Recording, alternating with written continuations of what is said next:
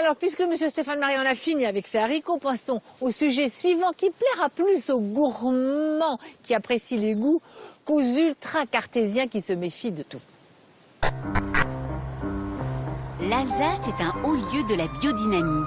De nombreux maraîchers et viticulteurs ont recours à cette pratique.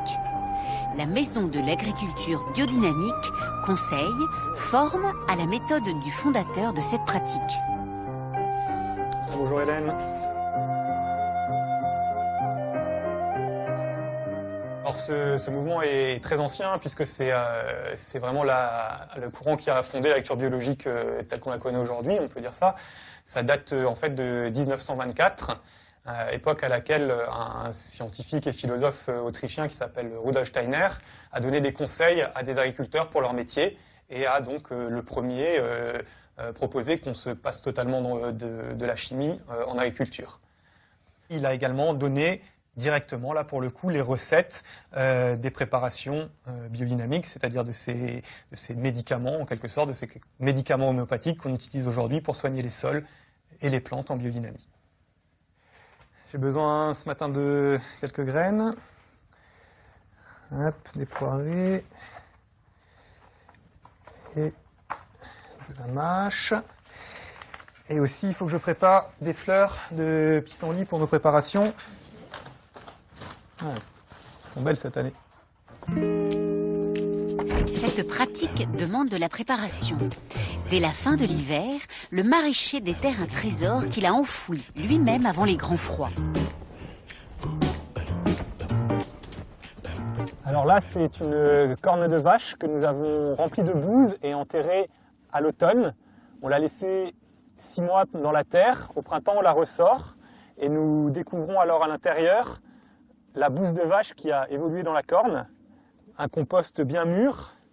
Et ce produit qui s'appelle de la bouse de corne, c'est ça qu'on va utiliser en agriculture biodynamique pour soigner les sols. On a plus de vers de terre, plus de micro-organismes et donc des plantes qui peuvent s'alimenter de façon naturelle, de meilleure façon. On en introduit une petite quantité, vous voyez ça, il y a environ peut-être 25 grammes qui va suffire pour un très grand jardin. Mais il faut pour ça la diluer dans l'eau. Et je la dynamise, c'est-à-dire que je fais des tourbillons d'un côté, puis de l'autre. Ce geste permet en fait à l'eau d'enregistrer l'information de la bouse de corne. Et à l'image de l'homéopathie, c'est donc l'eau chargée d'énergie qui va traiter les sols. Alors ça, c'est la façon par laquelle on pulvérise la préparation de bouse de corne. On fait ça avec la balayette parce qu'on veut justement des grosses gouttes. On constate surtout des plantes qui résistent mieux aux maladies, un sol qui est plus beau, plus vivant. La différence est quand même importante et visible. Par exemple, sur la conservation des produits, on aura par exemple des patates qui pourront se conserver très longtemps pendant l'hiver sans germer, ou des courges, pareil, qui pourront se conserver pendant très longtemps facilement.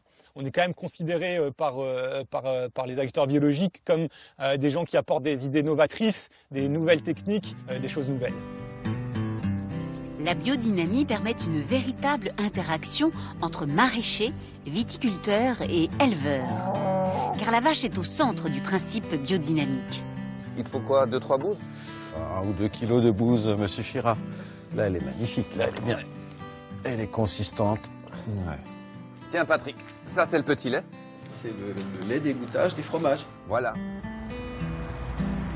La vigne demande beaucoup de soins au moment de la taille. Chaque biodynameur vient chercher sa base pour la fabrication des décoctions.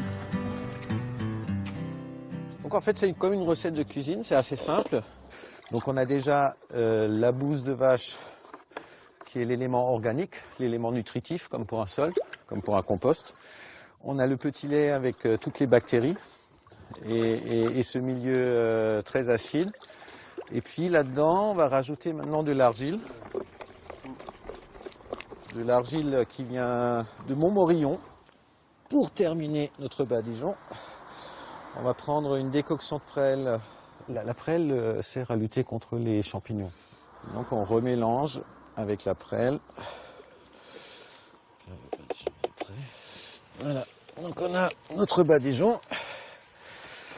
Et en fait, il s'agit vraiment de badigeonner ce qu'on appelle la couronne en viticulture. Donc cette argile va sécher. Et donc c'est un emplâtre autour de cette couronne qui subit forcément par les techniques de taille plein de cicatrices. Ça, c'est des soins où on prépare déjà la plante pour l'année prochaine. Ça ne veut pas dire qu'en faisant ça, on n'aura pas de mildiou ou d'odium, mais on va diminuer la pression en tout cas, ça c'est évident. Enfin, nous, en biodynamie, on nous demande souvent, oui, effectivement, ce que Steiner nous a enseigné, c'est un peu ésotérique, ça vient des choses qu'on ne comprend pas, qui ne sont pas cartésiennes, qu'on ne peut pas mesurer. On peut juste constater un résultat, on peut constater des différences de goût, on peut constater une différence de santé de la plante, on peut constater une meilleure vitalité dans un sol, mais on n'a pas de résultat très cartésien. C'est vrai. Par contre, il est très simple, c'est du bon sens paysan, il est très simple de les voir, de les ressentir, de les goûter dans un verre de vin. Du coup, en viticulture, on a un développement exponentiel des pratiques en biodynamie.